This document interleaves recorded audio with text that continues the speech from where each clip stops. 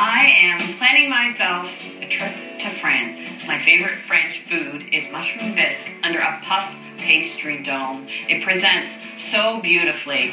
Adding a little vegetable oil to the pan. And I've diced up some onion and celery.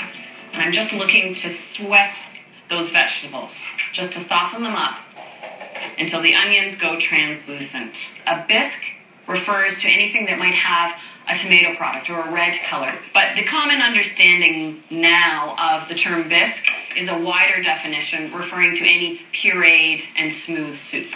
So this takes just a couple minutes. While that gets going, I'll finish getting all of my mushrooms ready. First mushroom I'm starting with is cremini mushrooms, and these are very much like button mushrooms, except they're a little more dense, and they have just a little more flavor to them. Also, I've got some shiitake mushrooms, which have a nice woodsy nuttiness to them.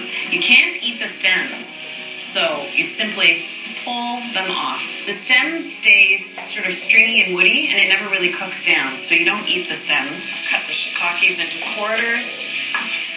I'm keeping my mushrooms separate because I'm going to add them in different stages, because mushrooms cook at different rates. The creminis take the longest.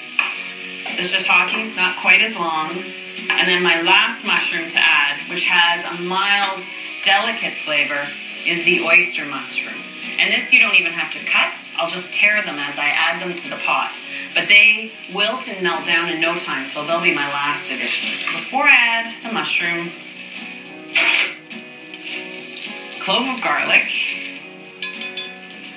and fresh thyme. It really brings out other flavors.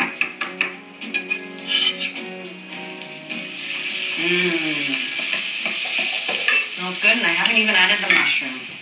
So first, I can go the cremini, and I'm just looking to soften them a little bit before I add the liquid. That smells so good. Now that I see they're just softening a little, I'll add the shiitakes now and give them a little toss. Nice seasoning.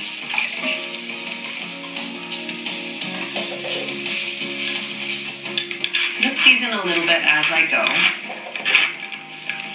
And now for the oyster mushrooms. Just in big pieces. All right, now, before I add the stock, how very French, to add a little bit of a dry white wine, about half a cup. Now I always wait to let the wine come up to a simmer before I add the stock.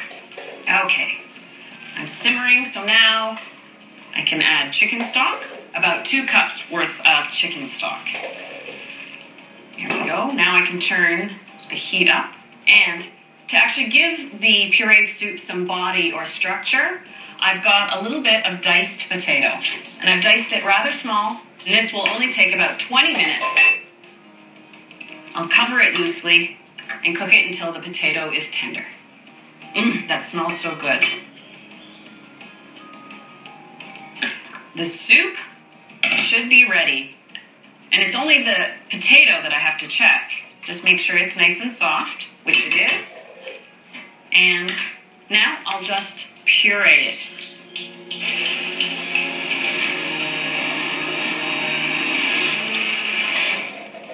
And the finishing ingredient, a little bit of cream. And you can add as much or as little as you like.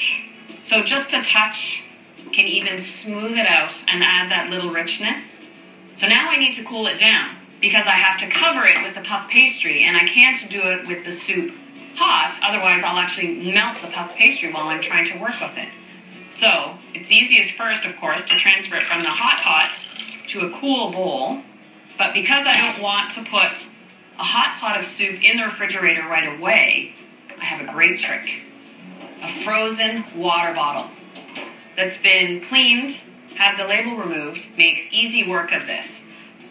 I can cool down my soup quickly. The ice may be melting in the bottle, but it won't be melting in my soup, so I'm not diluting it.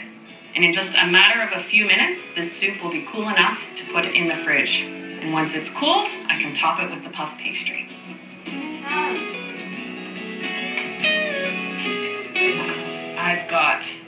nicely chilled soup, so I'm ready to build my puff pastry domes. I've got a sheet of puff pastry, and I'm using store-bought butter puff pastry.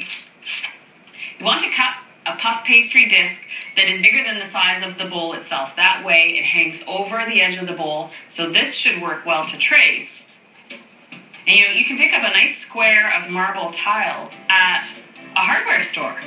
Don't need necessarily anything particularly fancy.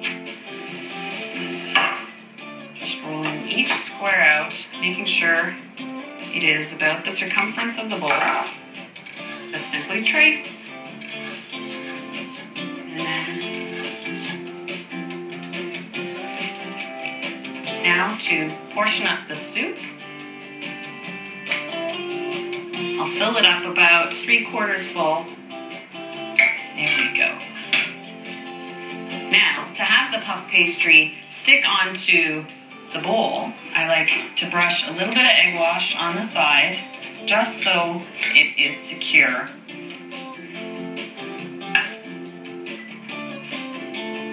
You don't need to stretch it, and you don't want to press and end up creating a seam. You just gently secure it to the side of the bowl. When it's time to bake, heat up the oven to 400 degrees. And when it goes in, it takes about 18 minutes. And using the egg wash as well to add a little shine. And the finishing touch before it goes in the oven, a little bit of rock salt just on top. Ready for the oven.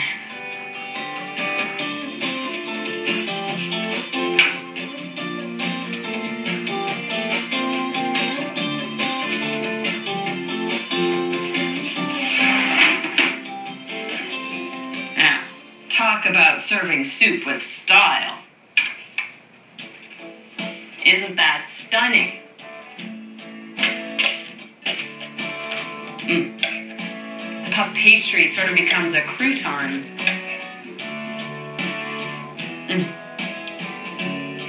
So elegant, so refined.